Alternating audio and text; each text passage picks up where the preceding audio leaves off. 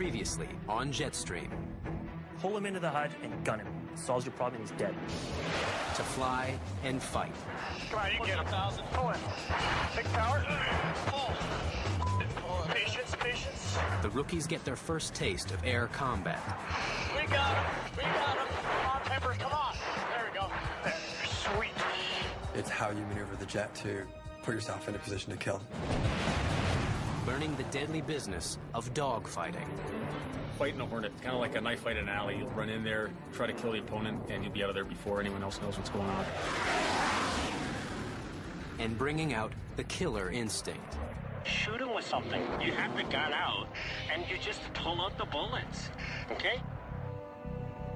The pressure's on at fighter pilot school. You only got one weapon off all day? Yeah. Wow, okay. And they're running out of second chances. You know, you got to perform, because if you don't, then one step closer to being sent on your way.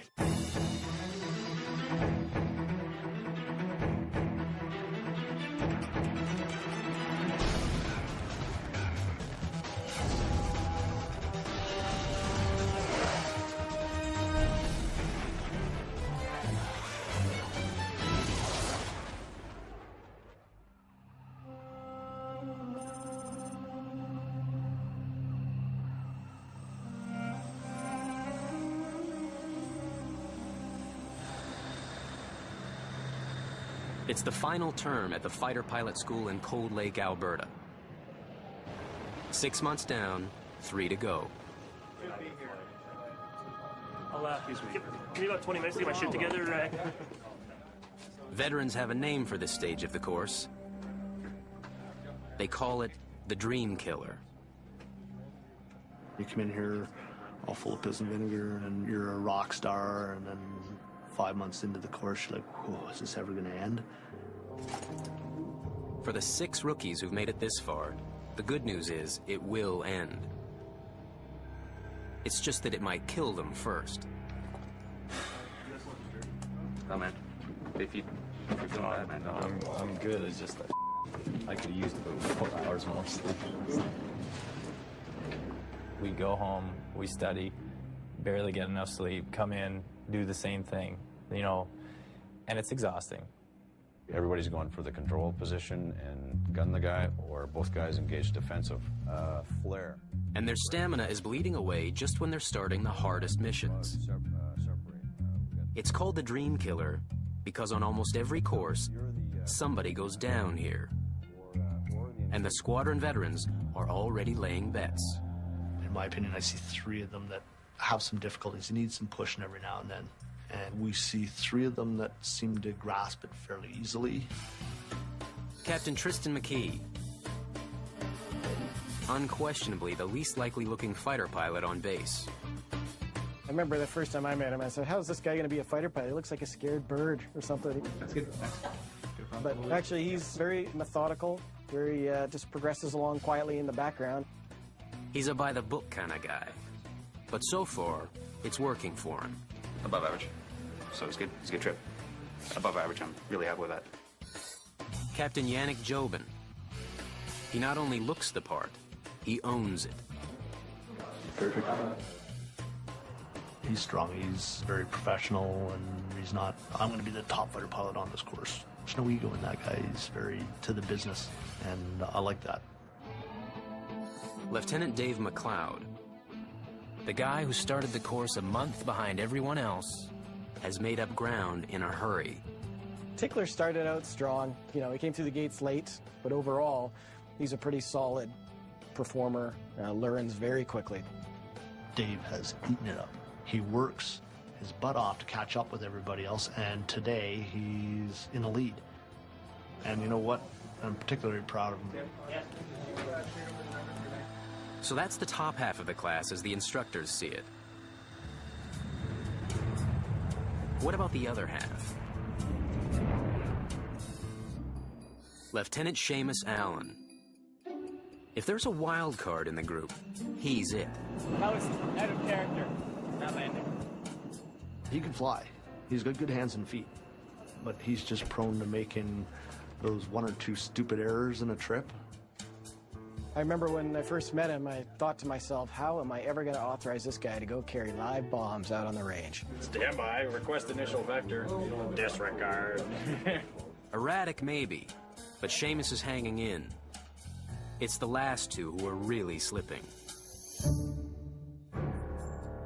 Captain Tim Coffin. A strong start, but now he's starting to struggle. Tim is very cautious. He's, if I just fly corner speed and I manage my airplane and watch my fuel, I won't even worry about the guy out there who's, oh, I think he's gunning me right now. Oh, well, that's not acceptable. He has the desire, but it's getting so dynamic now that he's having a hard time keeping up. He's not in the boat. He's water skiing behind the boat right now.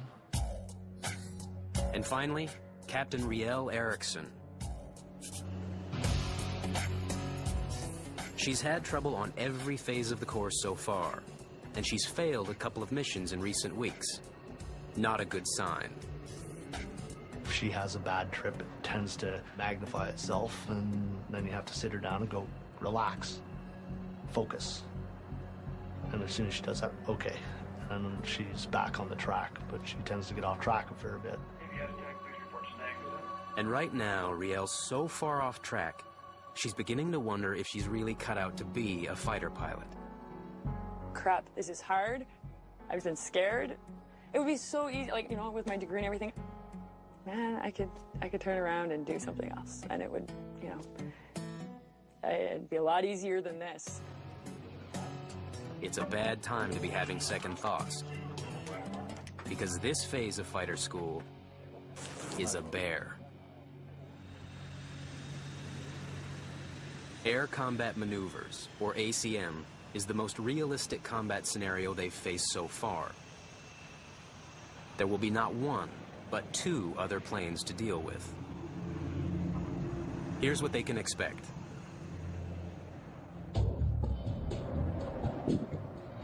Lead, the Blue Jet, and the Bandit, Red, square off for a fight. The student in the Green Jet climbs up about a mile above the fight.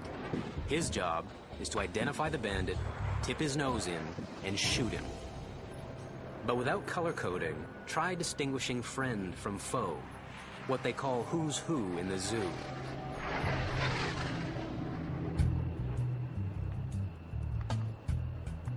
Captain Tristan McKee has soaked up his brief and studied everything there is on air combat maneuvers. But he has no idea what he's in for. They don't understand the way the time compresses with all the things that they're doing. They're flying downrange, they have a hard enough time seeing you, they're talking on the radio, they're looking at the radar, they're trying to interpolate things three-dimensionally. I'm starting to sweat just talking about it, but they're probably going to start sweating and getting a little overloaded and a little behind the aircraft.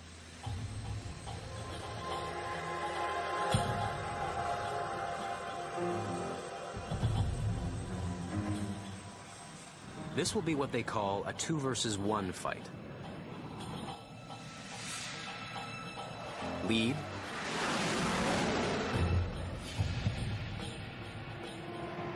Tristan.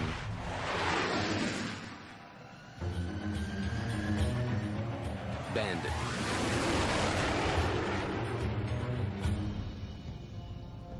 This is Tristan's view as they set up for the fight. Even on a clear day, the decision on who to shoot at these distances can be anything but clear. Accelerating for 400. We're at 17,000. Okay, shot who's who in the zoo, dude? Translation. Do you know who's lead and who's the bad guy? Alpha 5-1, hard right, bandit right. Fuck you, Kelly. Tristan rolls nose up over the fight. There's one of them. Upside down, working the radio. 5-1, signal circle, southeast. 5-2 press. Trying not to shoot lead. No shot. 5-2, no shot, repositioning. It's easy to forget little things, like flying the plane. When Tristan lets his speed drop this far, it's low comedy for his instructor. Because at these speeds, you're not fighting, you're just falling. I lost some feet. One of the ways to avoid sending 300 bullets through your lead's canopy is to talk to him, confirm where the bandit is. 5-2, confirm that bandit is low. 5-1 is low, man. Gage, figure out who's who. Now Tristan is so overloaded, he's blurting out 10 words for the work of 2. Becky's the one that is still turning, not rolled out, from our perspective. He's closer to us, right? Yeah, closer. Okay. Meanwhile, Tristan's lead is watching, frustrated, fighting on his own, and waiting for help. Oh, where's the shot? Where's the shot? Bandit's nose is high. Repositioning. Oh. Bingo. Repositioning. Bingo. Let's go. Tristan is still hanging around about a mile overhead, and still overloaded. Okay, roll off the top. And it's about to land him in a dangerous place. Tristan kicks the rudder around, threatening to send the jet spiraling out of control. There's one of them. Watch the rudder, watch the rudder. There's 2. Watch the rudder. Watch the rudder. Alpha 5-1 is south, man. But he snaps it back under control. Alpha 5-1 is surging. Go. Gage, figure out who's who. 5-2, shot 5.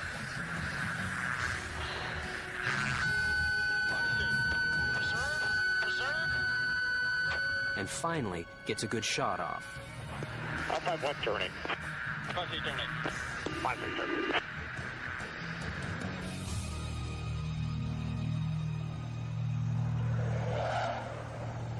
Back on the ground, Tristan's instructors dissect his performance before they're even in the door. He does all this fight to go up here, and then he's lost you. And then He comes back there was to this the one fight's big level. rudder oscillation like this to keep you guys visual, and we're like 100 knots up at the top. It's like, oh, it was almost ready to go. And the one fight, he comes right through the middle of it, and I'm like, you know what? I should just haul on the stick here and just gun his ass right now. Yeah. They'll save that for Tristan's debrief. I don't know if I described it to you, the difference between regular flying, like airliner flying and A to B flying and all that, and fighter pilot is as a fighter pilot, I don't view myself as much as a pilot, as more of a weapon systems manager and a tactician. That means I fight. However, at certain stages, the operation of my aircraft has to become number 1, okay? I.e., like an engine flames out or whatever, and when I'm 68 knots at the top, that is frickin' slow, okay? 68 knots, I think it's Cessna stalls at that speed, okay? And what you do... And when you try to maneuver an F-18 at that speed... And I can feel the jet go sideways, and guess what we're leading into? We're leading into a whoop, and then a whoop, whoop, whoop, one of those, like a full-up frickin' departure, okay? It's called the falling leaf, and it was the first big danger they were warned about. The jet starts slamming from side to side, dropping like a brick. And it can be fatal. I see problems on subsequent ACMs if you don't up the ante quick, and I mean quick, okay? He's saying that Tristan could fail the next mission if he doesn't pick up his game. He gets a below-average mark and a lesson. Just remember, it's not like the book. It's not like the book? Not really. The book describes various things, but those things don't really happen the same way the book says, because it's just so fluid and dynamic.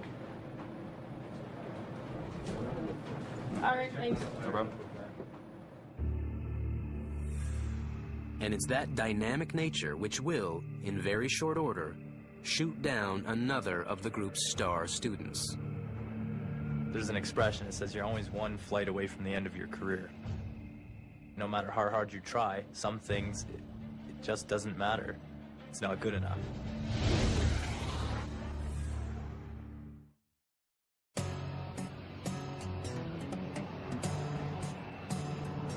All right, so mission objectives for today.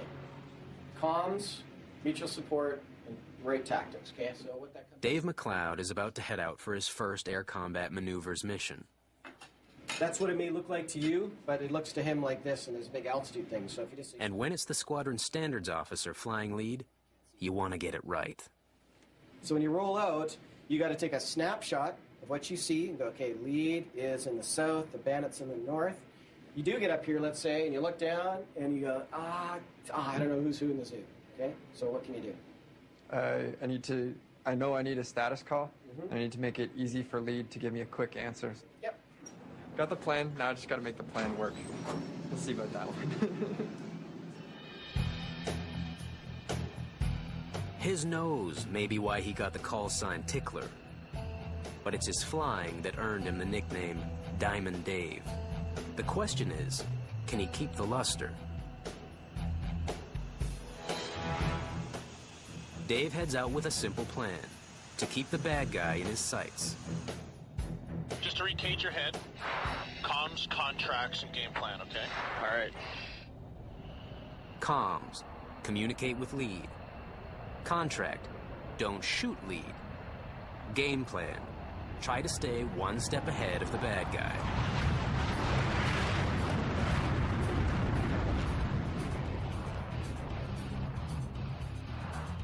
You got the bandit on the right? Yeah, I am televisual. Excellent. Stay that way all day and we're gonna have a great trip, my friend. That is my plan. Deep breath, this is fun shit, man. Yeah, it's cool. Reference 240. Okay. All right. Kick his ass.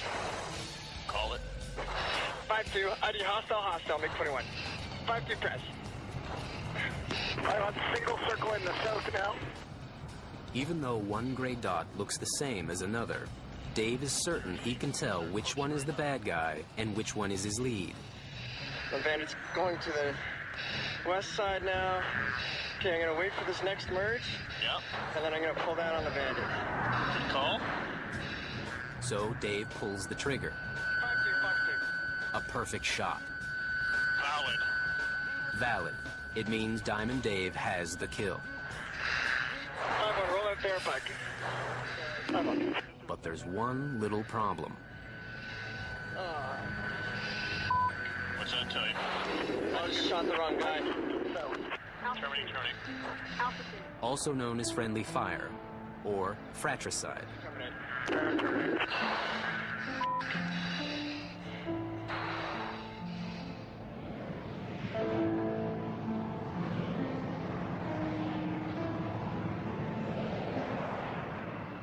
Dave McLeod has the look of a man with some explaining to do.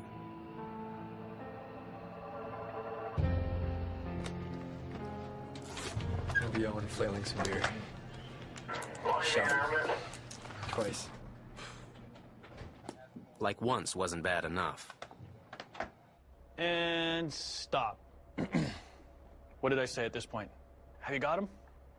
And you're like, I am Tally Visual. I am King freaking Kong. There's going to be some ass kicking coming here in a second. Where did we get our brains swapped here? When lead called his status with regards to north-south, and I must have got that mixed up.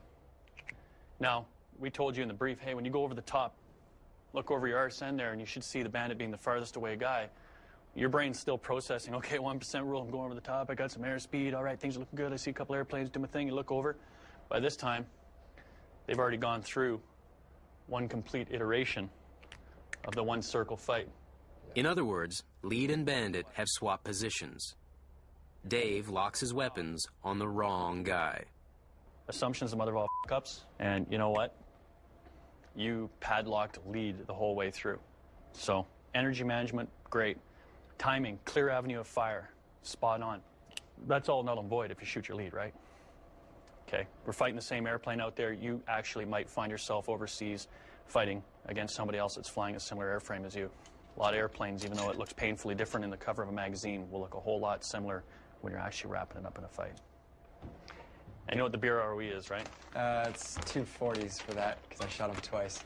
Yeah. That's expensive. You know what? There's a reason why it's 240s. Because you'd rather do that in training and buy booze than actually do it in war and kill somebody. That is really serious, serious shit. Okay?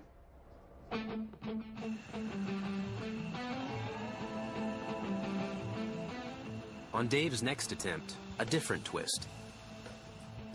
This time, it's the deputy commanding officer who'll be flying lead. Scott, let's yourself in good. You're gonna take Tickler for a ride. And Spanky's not a guy you want to cross.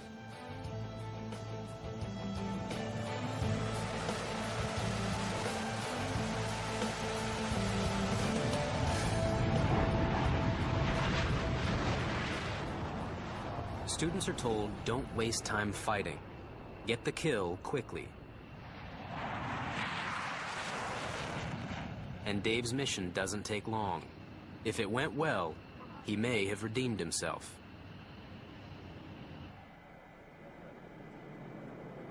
So, what'd you think? Overall, yeah. pretty good. Really? Yeah. Dave's backseat instructor has a bad feeling. You know, one, I wasn't sure if he'd maybe accidentally even shot you. Oops. We're looking at the Bandit in the right-hand turn going this way, and the PD box is pegged in the left corner, which is where you are.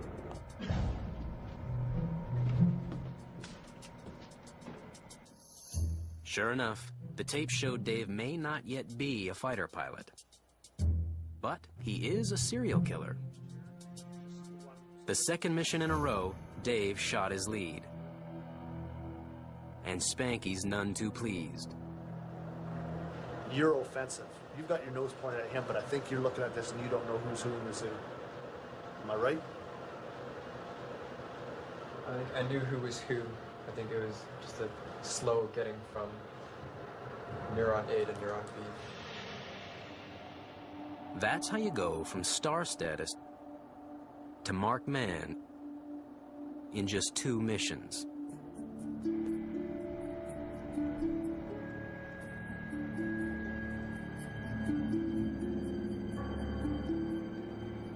So, Dave slapped with another booze penalty for being trigger happy, and Tristan with a bad case of overload. How come 2 of the leading students on course suddenly find the wheels coming off? Seasoned pilots have an expression for it. What we say is the bucket is full. You know, we all have a bucket. It's full of water, full of stuff that we're doing, and as we get busy, things start falling out of the bucket because we just can't keep up. Check that one. You know, what makes a good fighter pilot, it's not the best hands and feet, it's not the best shooter, it's not the best personality, it's the ability to process information rapidly and make good decisions. But some things even the best fighter pilot can't beat. And Mother Nature is one of them.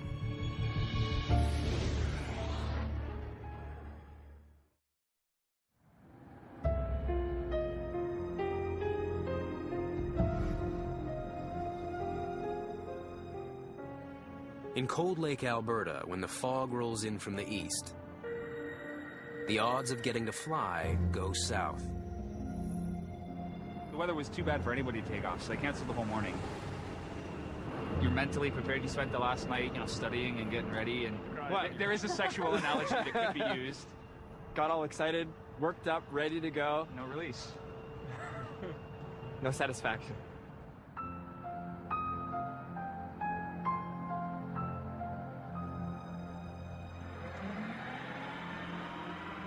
By afternoon, the weather gods have decided to cut the rookies a break.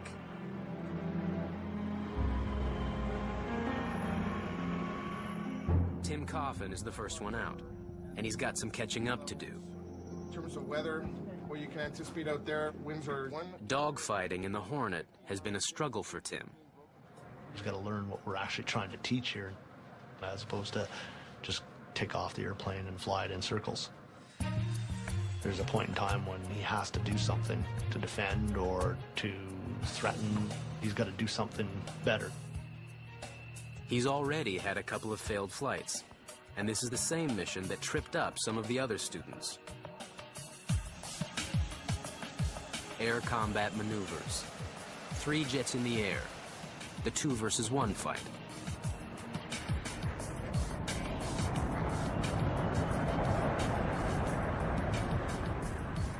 And if you've got 2 guys beating up on 1, you expect the fight to be over fast. Bring it on. Bravo 223, touchdown south. On to your press.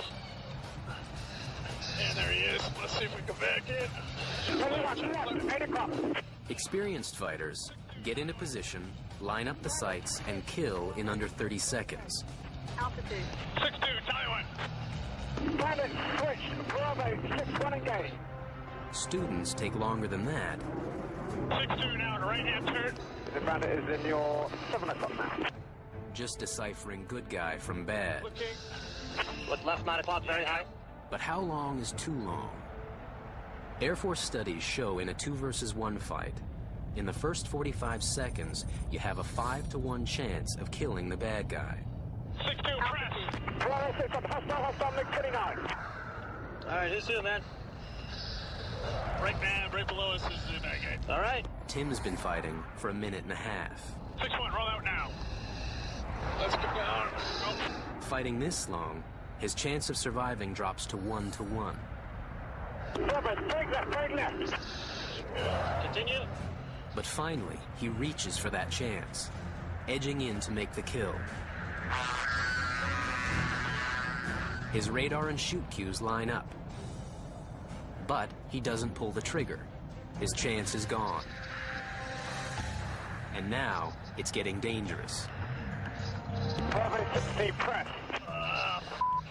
For Tim. Tim's now dragged out the fight past 2 minutes. His chances completely reverse. Now it's Tim who has a 5-to-1 chance of dying in the clouds. When the fight goes this long, even your lead is begging to be put out of his misery. Oh, for the love of God, shoot us.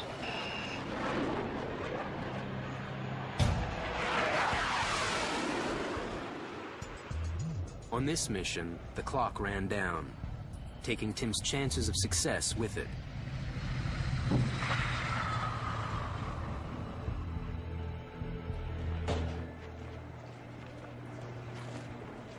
Sweaty, manly looking.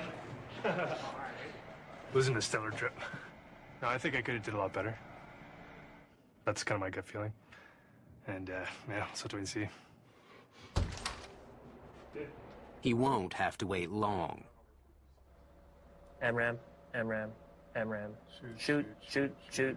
This is real time. Those aren't shots Tim took. They're ones he should have taken. So all that time, right, you did that 2-circle fight. He didn't shoot you, and he could have. He gives you his tail position, so to speak. You put a radar on him, you get a weapon system, you get everything, and you don't take the trigger. And the reason why you chose not to take it, just didn't see it, or didn't look right, or what was going on? What was going on in your head? Yeah, I have to look at the tape, see what was going on at that point, but I don't know, not sure. Maybe I was trying to keep tabs on, make sure I was locked on this right guy. So what do you need to be doing earlier at this stage? Getting in there. You need to kill faster. Tim is on that thin line between pass and fail. In all honesty, I don't know which way I'm going to go with this one yet, but I'm going to think on it. I'm going to go talk to Standards and see what they think on this one, okay? Tim will have to wait for a ruling from the Standards officer. He has 2 failures on his record already. One more could bury him.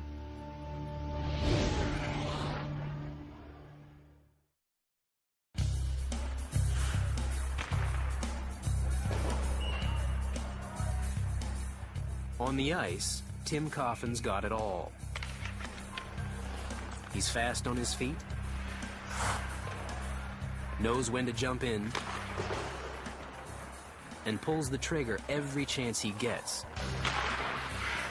Which is why his instructors can't figure out how come Tim can't put those skills together in the air. I know Tim loves the game of hockey, and he's very skilled. Reading the ice, getting to a position, getting there fast. Those are all things you need to do in the fighter pilot business as well.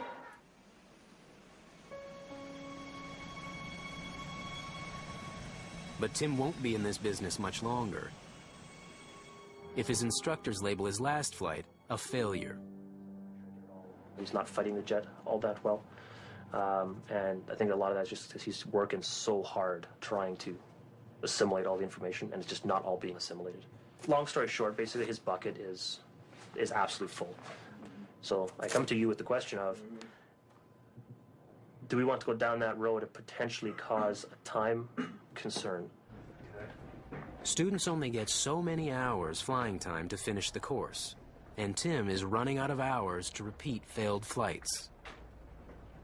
I think if we do fail him on this trip, it could be a foregone conclusion that he's going to fail the next one, and, you know, that'll be the end of his fighter career. So I think we'll give him suitably low grade based on his performance today. However, I think we will send him on his solo. So you have to be careful, too, in how you present it to him. Don't say, dude, you got lucky, you scraped through, you got a bye, or whatever. Just say, you know what, we talked about it, and we are very confident that you're going to go up and do well. Oh, absolutely. No, I'm not going to tell him he's an ass. No, I know. But it's just kind of like, he's going to be just hanging by a thread, and we want to show him that, you know what, we talked about it, we got confidence that you're going to go up and do it. And he'll go, whew, all right, yeah, I can do this, you know.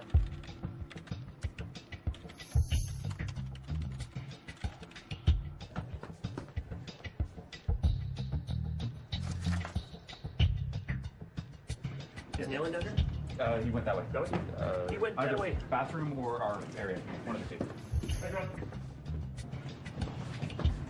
Neil. Yes, we got that? Yes.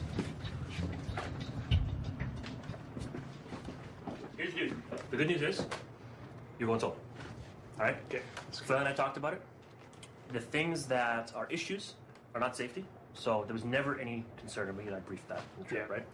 So what we're thinking is, instead of causing you the hassle of having one of us in your trunk going blah, blah, blah, blah, blah, we'll see if maybe it helps you to just have, you know, Tim in charge with nobody in the back going, dude, you should have done this, right? Yeah. So look at the stuff we talked to, your cards in your box, have a read through it. That's exactly a repeat of what you and I said. And just really sit down tonight, chair fly off, okay, what would I do here? What makes sense here? And really, there's only those 2 or 3 key things, okay? Okay. And clean those up tomorrow and finish the solo and move on to that shit, all right? Yeah, no problem at all. All right, thanks. Cheers, man.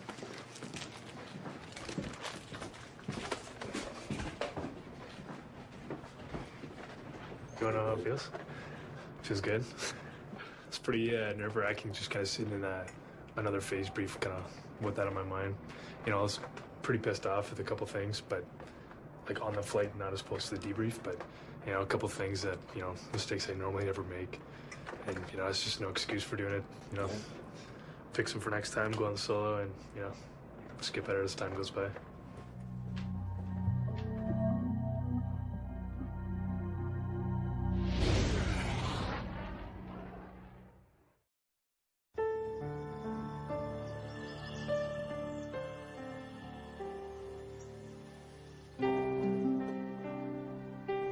Every day for the past 6 months, Riel Eriksson has come home to study the manuals.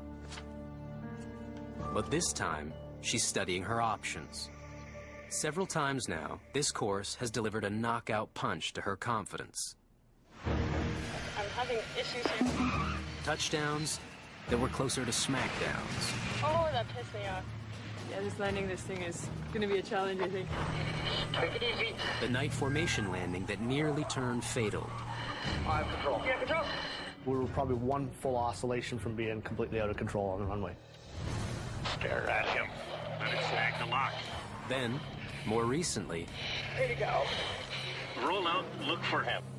a couple of badly botched missions. I've lost him. Terminate. I was like, do I really want to fight? You know, I had to sit down and think on the good things, like, is this something I want to do? And kind of when I really thought about it, I was like, yeah, it's who I am now. So this is where I want to go, and I don't care what I have to do to get there. I'll do it. But that commitment means nothing unless she passes the next mission. There's so much riding on it, the squadron asks the camera crew to stay clear of her till it's over.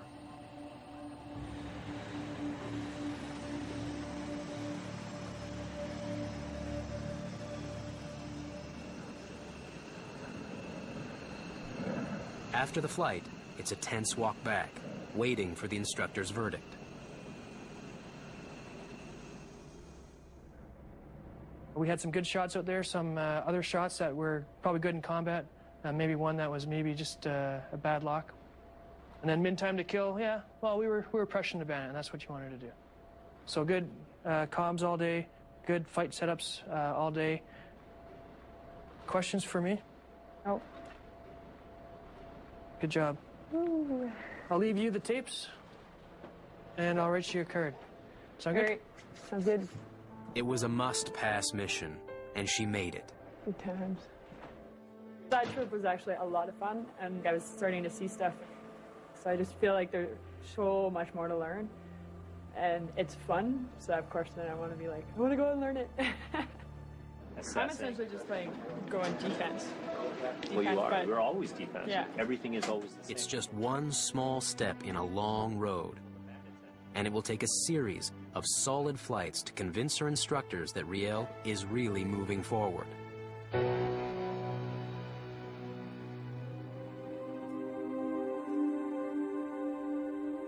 When a horse throws you down, you can walk away for good or get right back in the saddle. And Tim Coffin didn't get this far by being a quitter.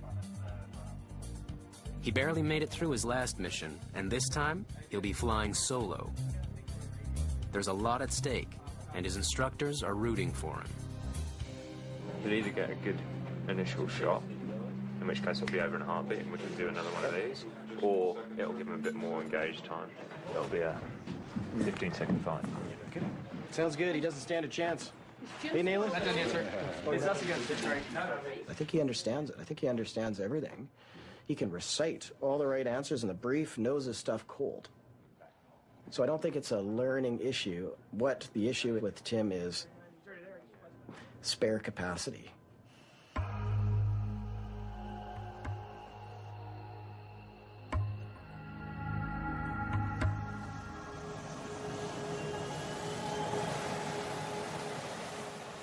"99% of the time, a pilot will find nothing suspect on his pre-flight checks. But this morning, Tim Coffin spots a problem. Ice frost on There's a thin coat of frost on the light wings. surfaces. Yeah. Flight control. It's barely visible, but icing can radically alter the aerodynamics of the wings so they can no longer generate lift. Yeah. Will that hurt your performance? Yeah, I'm gonna double check with the guys inside, just to make sure. Don't screw up the solar, eh? Problem is, it's still early in the season, and they haven't broken out the de-icer yet. The crew is banking on solar power. You can see as soon as the sun hits it, it's coming right off, so... Yeah, just sitting here when your flaps are By the time you get started... Okay. And rotate, and even actually when you do your walk around, just come back. Within minutes, the sun has taken care of the crew's problems. Now it's up to Tim to take care of his.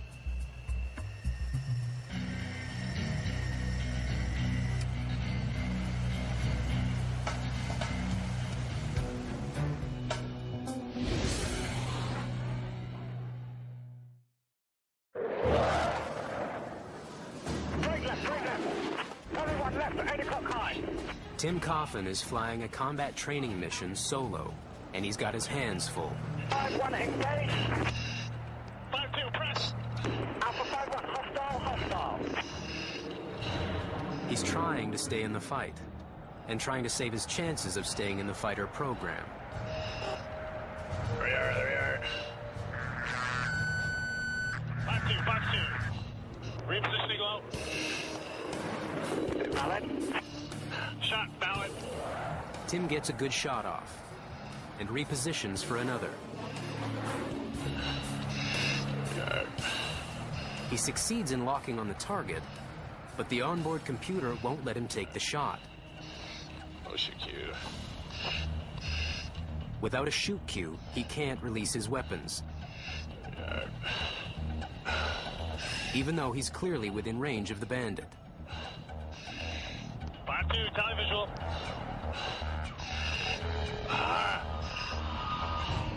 Repositioning. He maneuvers the jet around to try again. There we are. But the problem persists. What the f?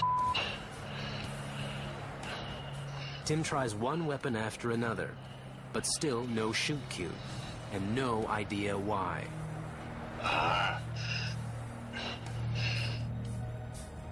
And terminate on 5-2.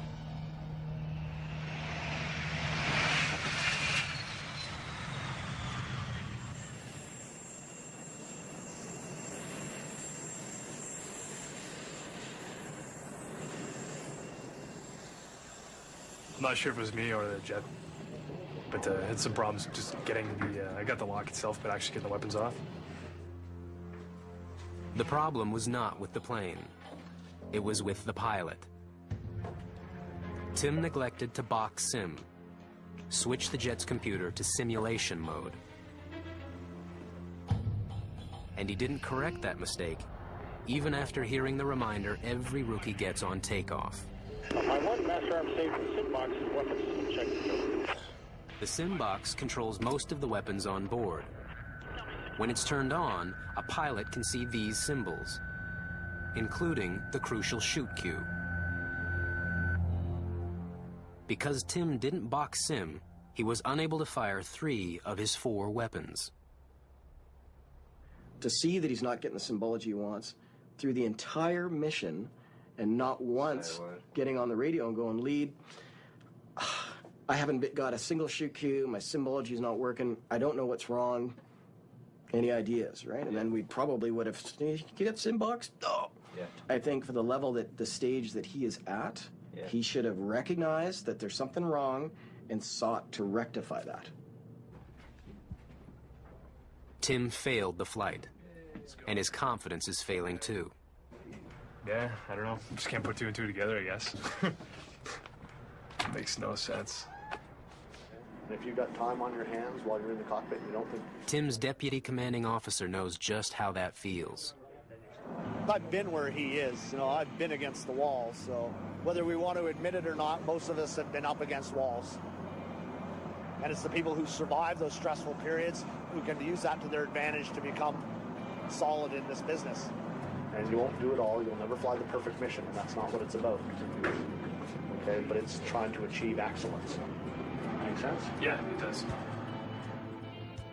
Tim has just one last chance to prove that he deserves to be here.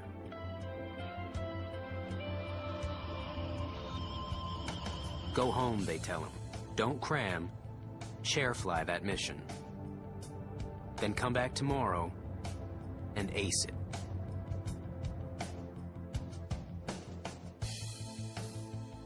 I guarantee you, he will be laying in bed tonight counting the bumps in the ceiling, you know, just thinking about this, and there's nothing you can do to tone that down. If he doesn't show some drastic improvement on the next one, then he may very well be heading down a different career path. He's got to make it happen on this next one. That's next time on Jetstream.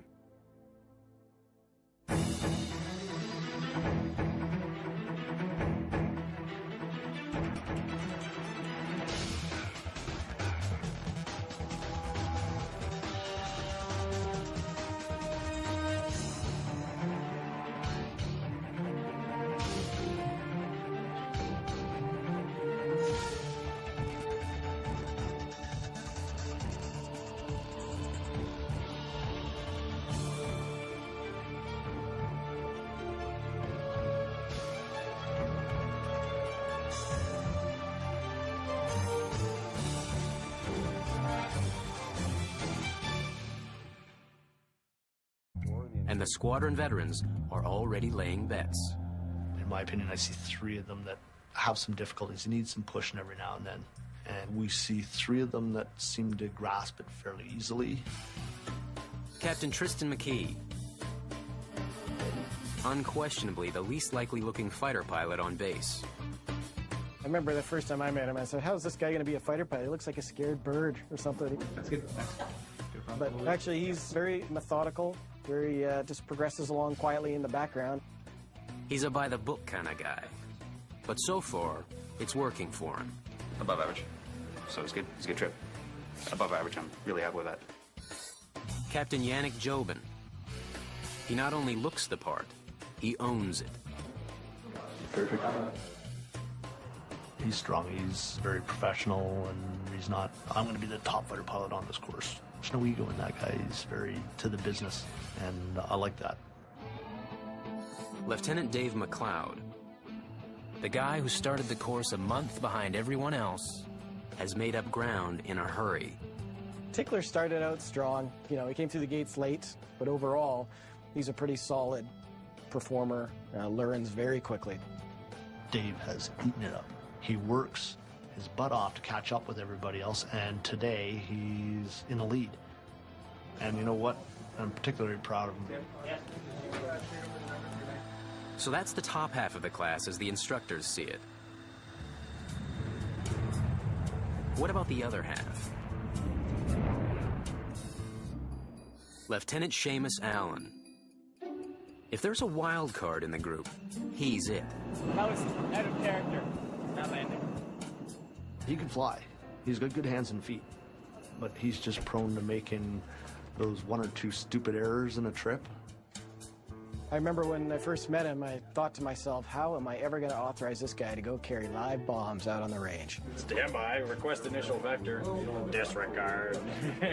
Erratic maybe, but Seamus is hanging in. It's the last two who are really slipping. Captain Tim Coffin. A strong start, but now he's starting to struggle. Tim is very cautious. He's, if I just fly corner speed and I manage my airplane and watch my fuel, I won't even worry about the guy out there who's, oh, I think he's gunning me right now. Oh, well, that's not acceptable. He has the desire, but it's getting so dynamic now that he's having a hard time keeping up. He's not in the boat. He's water skiing behind the boat right now. And finally,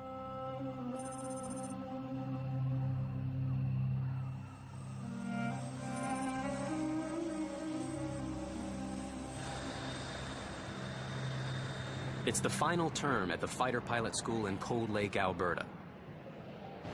6 months down, 3 to go. I'll give me about 20 minutes to get my shit together. Veterans have a name for this stage of the course. They call it the Dream Killer.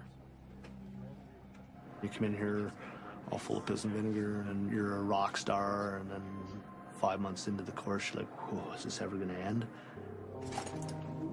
For the 6 rookies who've made it this far, the good news is it will end. It's just that it might kill them first. Oh man, if you feel bad, man. I'm good. It's just that I could have used about 4 hours more sleep. We go home, we study, barely get enough sleep, come in, do the same thing, you know, and it's exhausting. Everybody's going for the control position and gun the guy, or both guys engage defensive flare. And their stamina is bleeding away just when they're starting the hardest missions. It's called the Dream Killer because on almost every course, somebody goes down here. Previously on Jetstream. Pull him into the HUD and gun him. Solves your problem and he's dead. To fly and fight. Come on, you can get him. 1,000. Pull in. 6 towers. Pull. Patience, patience. The rookies get their first taste of air combat. We got him. We got him. Come on, Peppers, come on. There we go. Sweet. It's how you maneuver the jet to put yourself in a position to kill. Learning the deadly business of dogfighting. Fighting a Hornet, kind of like a knife fight in an alley. You'll run in there, try to kill the opponent, and you'll be out of there before anyone else knows what's going on. And bringing out the killer instinct. Shoot him with something. You have the gun out, and you just pull out the bullets, okay? The pressure's on at fighter pilot school. She only got one weapon off all day? Yeah. Wow, okay. And they're running out of second chances. You know, you got to perform, because if you don't, then one step closer to being sent on your way.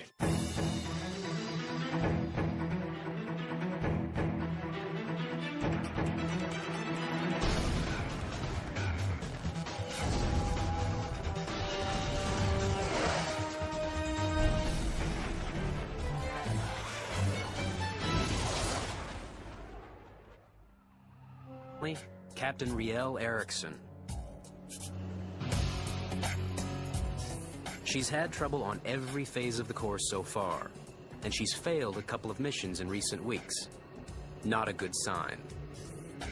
If she has a bad trip, it tends to magnify itself, and then you have to sit her down and go, relax, focus. And as soon as she does that, okay, and she's back on the track, but she tends to get off track a fair bit. And right now, Riel's so far off track, she's beginning to wonder if she's really cut out to be a fighter pilot. Crap, this is hard.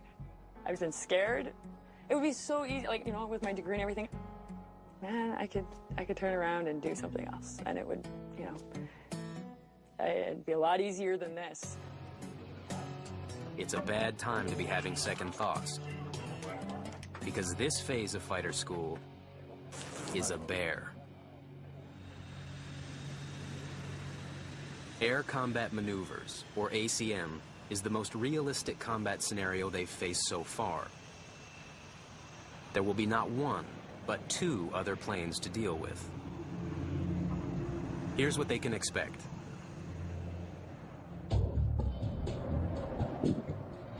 Lead, the Blue Jet, and the Bandit, Red, square off for a fight.